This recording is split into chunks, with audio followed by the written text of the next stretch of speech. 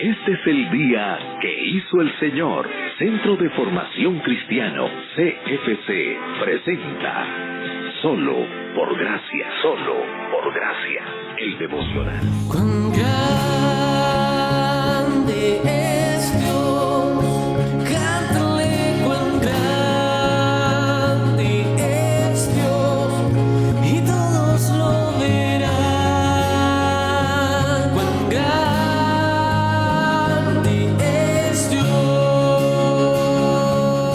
Hola, buen día, les saluda Viviana Peña Blanco. Ayer empezamos a hablar sobre el Sermón del Monte, quizá de los más trascendentes que Jesús enseñó.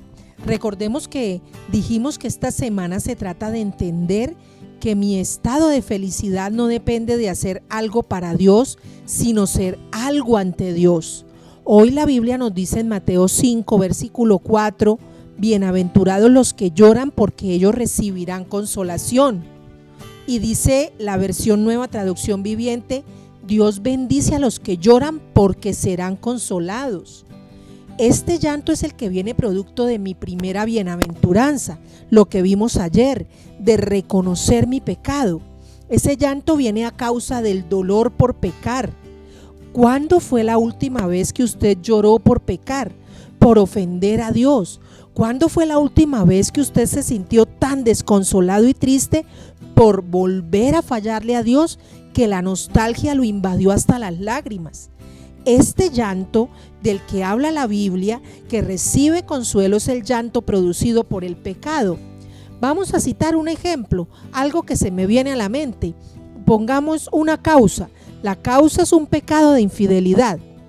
Y el llanto viene cuando la persona que está siendo infiel se detiene a analizar que fue capaz de hacerle daño a su cónyuge que lo da todo por amor, que tiene hijos con él, los ha criado maravillosamente, que ha estado con él en las buenas y en las malas, que le ha faltado a sus hijos, que traicionó a su familia, que gastó el dinero que habían ahorrado para el tratamiento de su hijo enfermo en la infidelidad, y su hijo murió y falló a su compromiso con Dios porque era un creyente.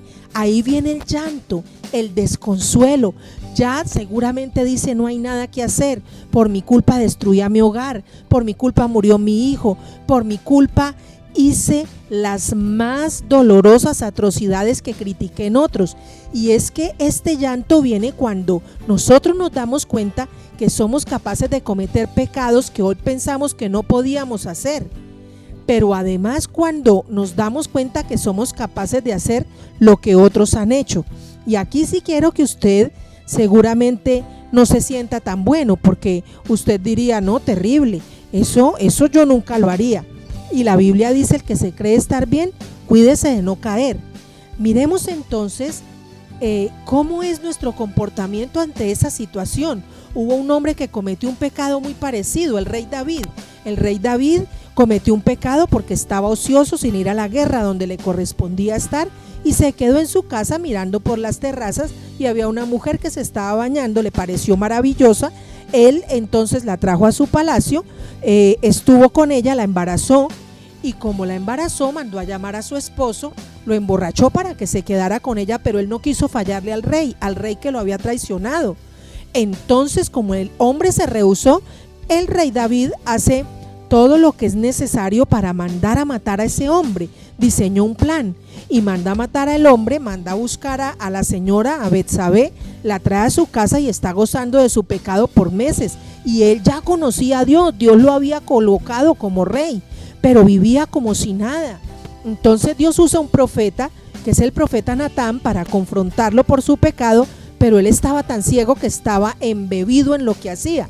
Y se los digo porque usted podrá pensar que está lejos el ejemplo del hombre que le di al principio. Pero miren, esto sucedió con el rey David. Estaba tan ciego que cuando el profeta lo empieza a confrontar con una historia, él empieza a reaccionar. Y el Salmo 51 es el salmo del lamento de David cuando el profeta lo está confrontando con el craso error que cometió, con el grave pecado que hizo. Y dice el Salmo 51, verso 2 al 4, Lávame de la culpa hasta que quede limpio. Purifícame de mis pecados, pues reconozco mis rebeliones. Día y noche me persiguen. Contra ti, solo contra ti he pecado. He hecho lo que es malo ante tus ojos. Quedará demostrado que tienes razón en lo que dices y que tu juicio contra mí es justo. Y lo que David le dice a Dios es: tú tienes derecho a juzgarme porque he sido tan malo, he cometido tantos pecados que no puedo ni dormir, porque la culpa me persigue.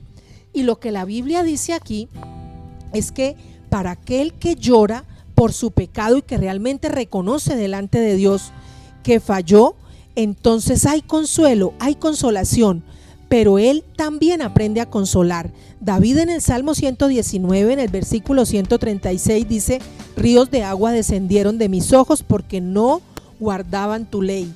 Y David lloraba por otros que habían cometido pecado también y que no querían guardar la ley de Dios. Solo cuando uno reconoce su propio pecado, entonces Dios viene a darle consuelo, y a uno le puede doler el pecado del otro, a uno le puede causar tristeza y uno puede llorar por los pecados de los demás. Les dejo 2 Corintios 1, versículo 3.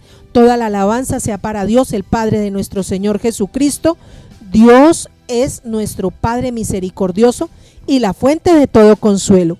Que tenga feliz día. Bendiciones.